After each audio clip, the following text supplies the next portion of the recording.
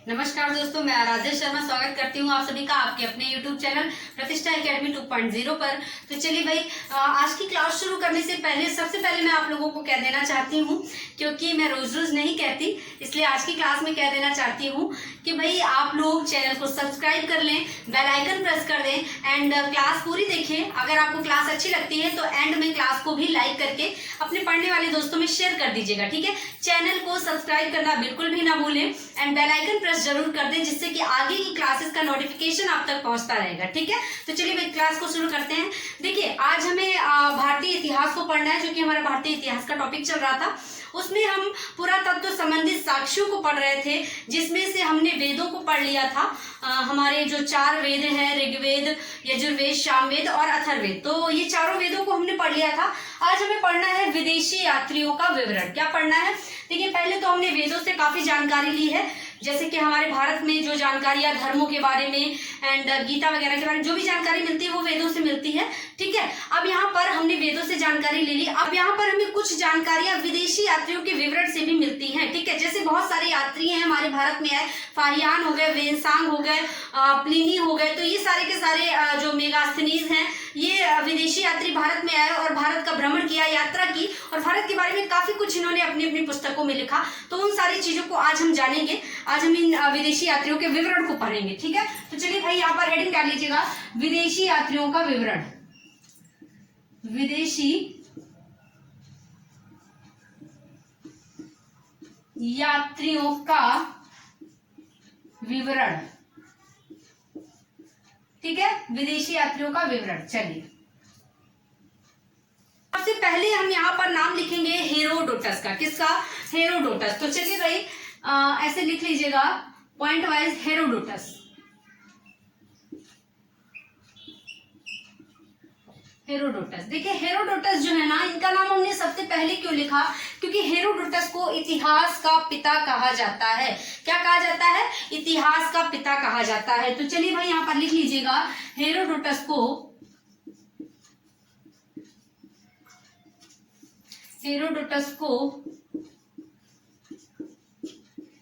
इतिहास का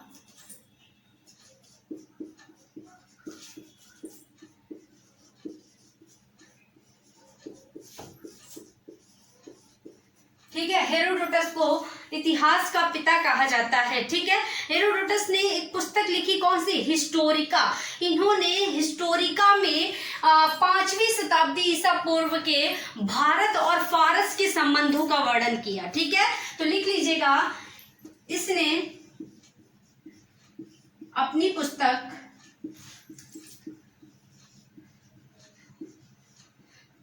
हिस्टोरिका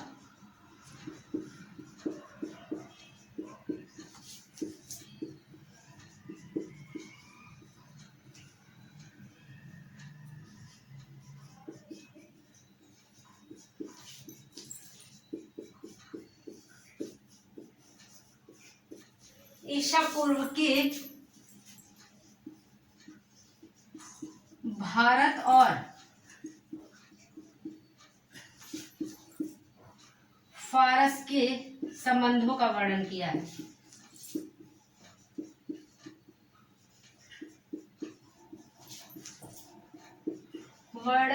है। ठीक है। चलिए भाई, तो हेरोडोटस जो हैं, इन्हें इतिहास का पिता कहा जाता है और इन्होंने अपनी पुस्तक हिस्टोरिका में 5वीं शताब्दी ईसा पूर्व के भारत और फारस के संबंधों का वर्णन किया है। देखिए, अब इनकी पुस्तक से हमें कैसे जानकारी मिली? भाई, विदेशी यात्रियों का आगमन जो हम पढ़ रहे हैं, यहाँ पर हेरोडोटस के बारे में हमने जाना कि भाई हेरोडोटस ने अपनी जो पुस्तक लिखी हिस्टोरिका, वहां से हमने भारत और फारस के संबंध कैसे हुआ करते थे उस टाइम पर, इस चीज को जाना, ठीक है। भारत और फारस के बीच में संबंधों को जाना। चलिए नेक्स्ट लिखिएगा आप, मेगास्थनीज। नेक्स्ट डालिए, मेगास्थनीज।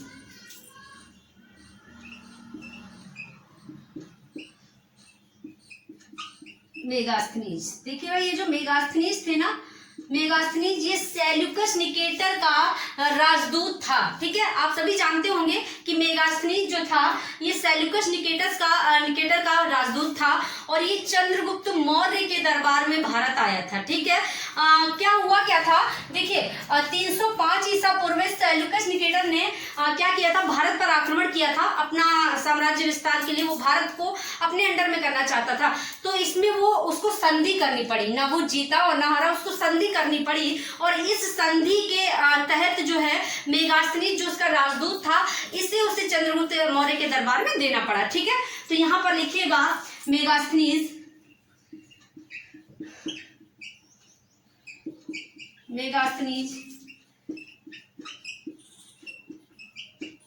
सेल्यूकस निकेटर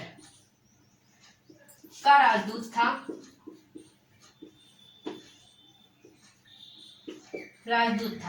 ये यूनानी सेनापति भी था। ठीक है, राजदूत था और यह चंद्रगुप्त मौर्य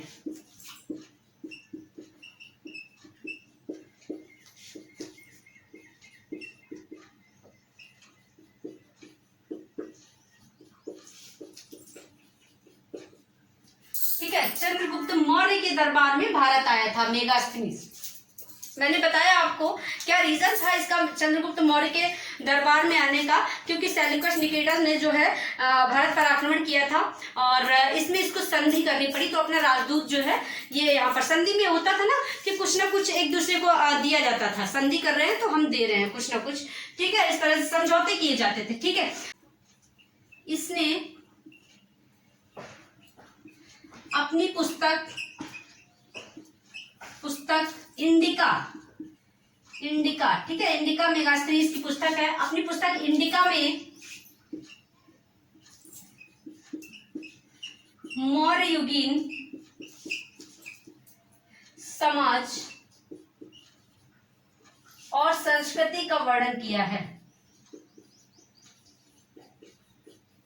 के बारे में लिखा है,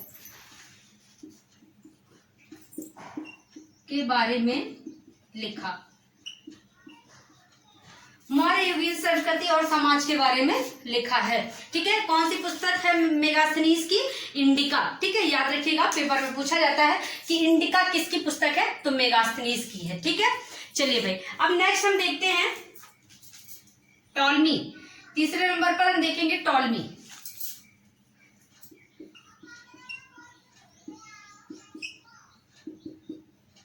देखिए टॉलमी जो था ना, टॉलमी ये एक मिस्र का निवासी था, मिस्र निवासी था। तो यहां पर लिखिएगा ये है मिस्र का निवासी था और ये एक प्रमुख भूगोल वक्ता था। ठीक है, यह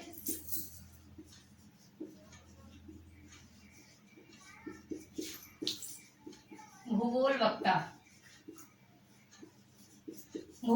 था।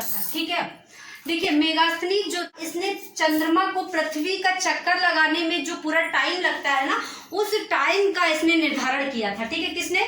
मेगास्थनीज ने चंद्रमा को पृथ्वी का चक्कर लगाने में जो टाइम लगता है उस टाइम का निर्धारण किया था मेगास्थनीज ने। और देखिए चंद्रमा से पृथ्वी की दूरी जो है ये कितनी है? 3,84,403 किलोमीटर। ठीक है, 3,84,403 किलोमीटर। तो चंद्रमा को पृथ्वी का एक पूरा चक्कर काटने में जो समय लगता है ना, उसका निर्धारण किया था यहाँ पर टॉलमी ने। ठीक है, क्योंकि ये एक भूगोल वक्ता था। टॉलमी के द्वारा लिखी गई पुस्तक कौन सी थी? भारत का भूगोल। ठीक है, तो चलिए भाई देखते हैं, इसको लिख लीजिएगा। टॉलमी ने भारत का भूगोल नामक पुस्तक लिखी। ठीक है, भारत का भूगोल नामक पुस्तक लिखी। चलिए, तो भी टॉलमी के बारे में काफी कुछ आप लोगों ने जान लिया। ये एक मिस्र का निवासी था, एक भूगोल वक्ता था, और इसने जो है चंद्रमा को पृथ्वी का जो चक्कर काटने में जितना समय लगता है उसका निर्धारण किया था। और टॉलमी जो है इसने भारत का भूगोल नामक पुस्तक लिखी थी। अच्छा, चंद्रमा को पृथ्वी का एक चक्कर काटने में कितना समय लगता है, तो यहाँ पर इसको समय लगता है 27.3 दिन लगते हैं। ठीक है, 27.3 दिन लगते हैं चंद्रमा को पृथ्वी का एक चक्कर काटने में। ठीक है, और चंद्रमा से पृथ्वी की दूरी जो है वो भी मैंने आपको बता दी है, 3,84,403 किलोमीटर। ठीक है, चलिए भाई, ठीक है, ये तो हो गई टॉलमी की बात। अब आ जाते हैं प्लिनी। नेक्स्ट देखिएगा प्लिनी।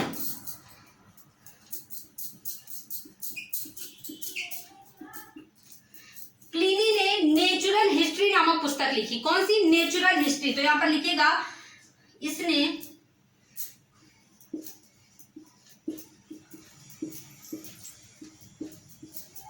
नेचुरल हिस्ट्री नामक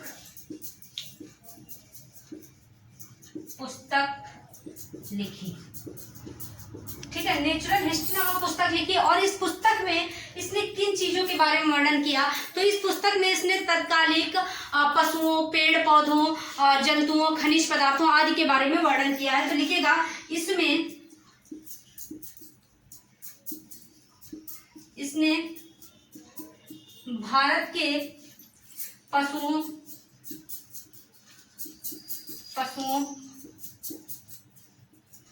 पेड़ पौधों, जंतुओं, खनिज पदार्थों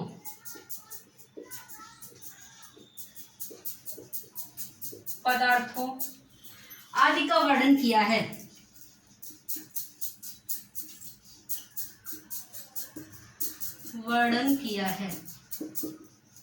ठीक है, आई बात समझ में? समझ गए? तो भाई प्लिनी ने जो है नेचुरल हिस्ट्री नामक पुस्तक लिखी, और इसमें इसने भारत के पशुओं, पेड़ पौधों, खनिज पदार्थों, जंतुओं आदि के बारे में वर्णन किया है। चलिए नेक्स्ट आगे देखते हैं। तो यहाँ तक समझ में आ गया हेरोडोटस, मेगास्थनीज, टॉलमी और प्लिनी। ठीक है, नेक्स्ट देखते हैं फाहियान। इसको रफ कर देते हैं, आगे बढ़ते हैं। तो इस तरह से देखिए, जैसे कि हेरोडोटस ने जो पुस्तक लिखी वहां से हमने भारत फारस के संबंधों के बारे में जाना। मेगास्थनीज ने जो पुस्तक लिखी उससे जो है हमने जाना कि भाई यहाँ पर मौर्य युगीन संस्कृति कैसी थी, उस समय पर मौर्य का जो शासन चल रहा था वो किस प्रकार का था। उसके बाद टॉलमी ने जो पुस्तक लिखी उससे हमने जाना कि भाई चंद्रमा को जो है पृथ्वी का चक्कर, मतलब चंद्रमा और पृथ्वी के बारे में, ब्रह्मांड के बारे में जान रहे हैं हम यहाँ से। इसके बाद प्लिनी ने जो पुस्तक लिखी वहां से हमने भारत के पेड़ पौधों, जंतुओं, खनिज पदार्थों आदि के बारे में जाना कि उस टाइम पर क्या चीजें कैसे हुआ करती थी। ठीक, तो इन विदेशी यात्रियों के विवरण से देखिए हम कितनी सारी चीजों के बारे में जानकारी ले रहे हैं, है ना। चलिए नेक्स्ट देखते हैं फाहियान। डालिएगा फाहियान।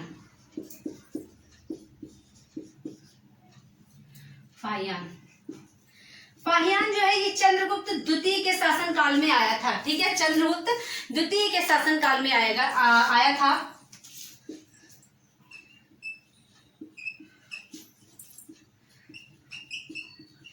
द्वितीय के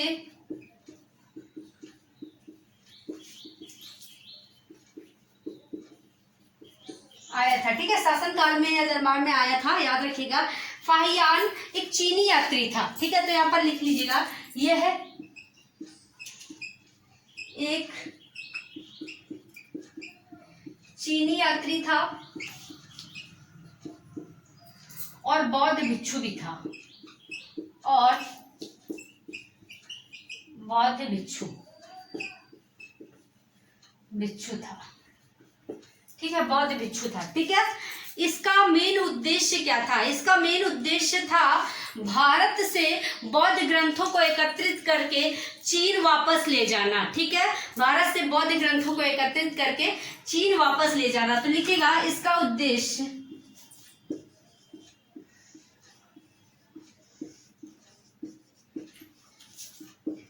भारत से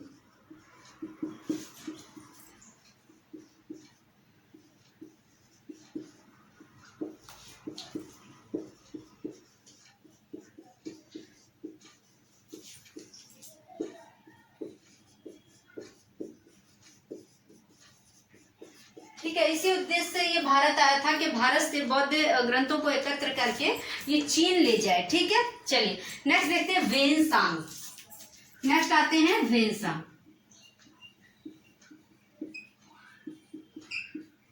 वेनसांग, चलिए भाई, ये भी वेनसांग भी एक चीनी बौद्ध यात्री था, चीन से आया था और ये बौद्ध भिक्षु था। ठीक है, लिखेगा यह एक चीनी बौद्ध भिक्षु था।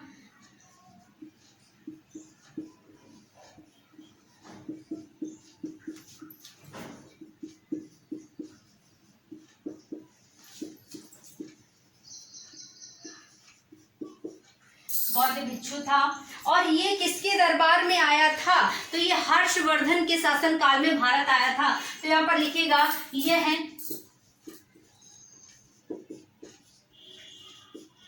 हर्षवर्धन के शासन काल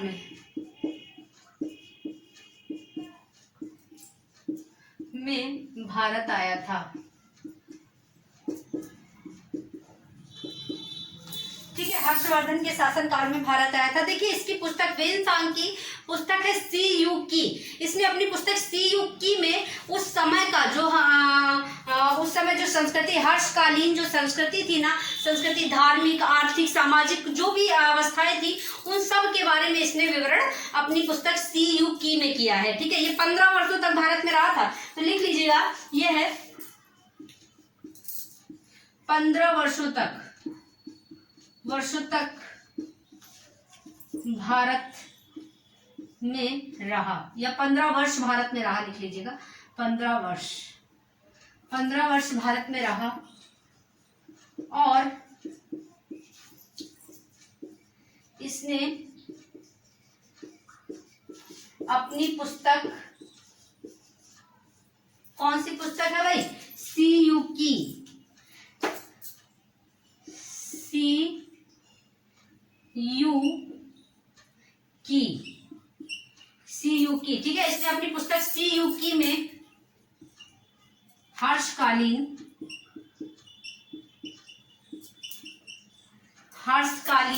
सामाजिक, आर्थिक, राजनीतिक अवस्थाओं का वर्णन किया है। अवस्थाओं का वर्णन किया है। ठीक है, तो इसकी पुस्तक कौन सी है? सी यू की। ठीक है, इसको याद रखेंगे। इसने हर्षकालीन, देखिए यहाँ से जब वेनसांग फाहियान जब भारत आया तो हमें क्या पता लगा कि फाहियान जो था ये एक चीनी यात्री था, चीन से आया था और इसका उद्देश्य क्या था? बौद्ध ग्रंथों को एकत्रित करके चीन वापस ले जाना। तो यहाँ से हम जान रहे हैं कि भाई हमारे भारत में जो बौद्ध धर्म है वो कितना ज्यादा प्रचलित और कितना ज्यादा इंपॉर्टेंट रहा कि देखिए विदेशों से लोग आ रहे हैं इसे अपने देश ले जाने के लिए। ठीक है, दूसरा देखिए वेनसांग की पुस्तक जो सी यू की थी, यहाँ से हमने क्या जाना? हर्षवर्धन के जो समकालीन जो समाज था उसके बारे में हमने जाना कि भाई हर्षवर्धन का शासनकाल, उस समय की सामाजिक प्रकृति कैसे हुआ करती थी। इन सारी चीजों के बारे में हमने वेनसांग के द्वारा जाना, वेनसांग की पुस्तक के द्वारा जाना। नेक्स्ट देखिएगा अल बरूनी। अल बरूनी, देखिए अल बरूनी जो है यह है एक फारसी लेखक था। ठीक है, तो यहाँ पर लिखिएगा यह है एक फारसी लेखक था तथा इसकी जो रचनाएं है ना, इसकी रचनाएं अरबी भाषा में है। ठीक है, इसकी रचनाएं अरबी भाषा में है। ठीक है, इसकी रचनाएं जो हैं ये अरबी भाषा में है। ठीक है, ये फारसी लेखक था लेकिन इसकी रचनाएं जो है अरबी भाषा में है और इसे 3 और भाषाओं का ज्ञान था। कौन कौन सी? इसको 3, एक सीरियाई, एक संस्कृत और एक यूनानी भाषाओं का ज्ञान था। ठीक है, सीरियाई, संस्कृत और यूनानी भाषाओं का लिखूंगी नहीं, बता दे रही हूँ, आप समझ लीजिएगा। देखिए इसकी 146 रचनाएं थी। कितनी? 146 में से 2-3 जो मुख्य हैं वो बता देती हूँ। देखिएगा इसकी 146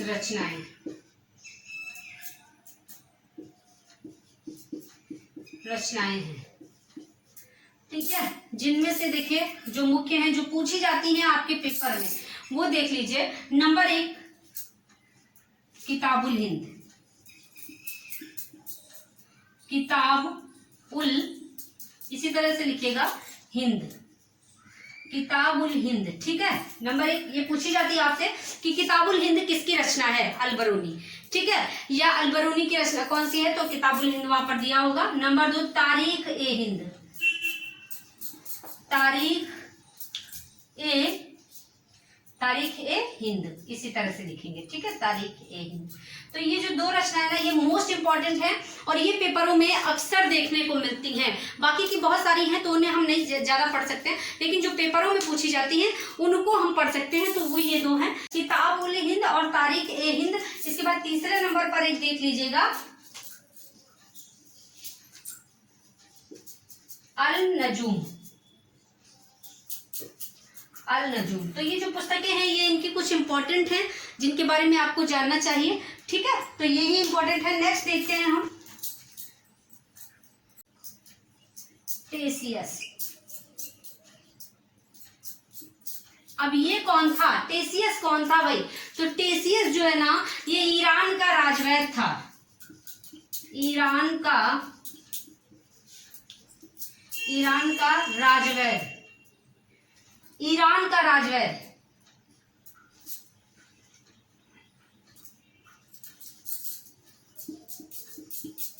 ईरान का राजवैद, ठीक है। टेसियस जो था ये ईरान का राजवैद था, ठीक है। चलिए भाई, तो ये हमने जान लिया है। पहले हमने वहां से हेरोडोटस, मेगास्थनीज, टॉलमी, प्लिनी आदि के बारे में जाना। फिर यहाँ पर फाहियान, वेनसांग, यहाँ से हमने जाना बौद्ध धर्म के बारे में।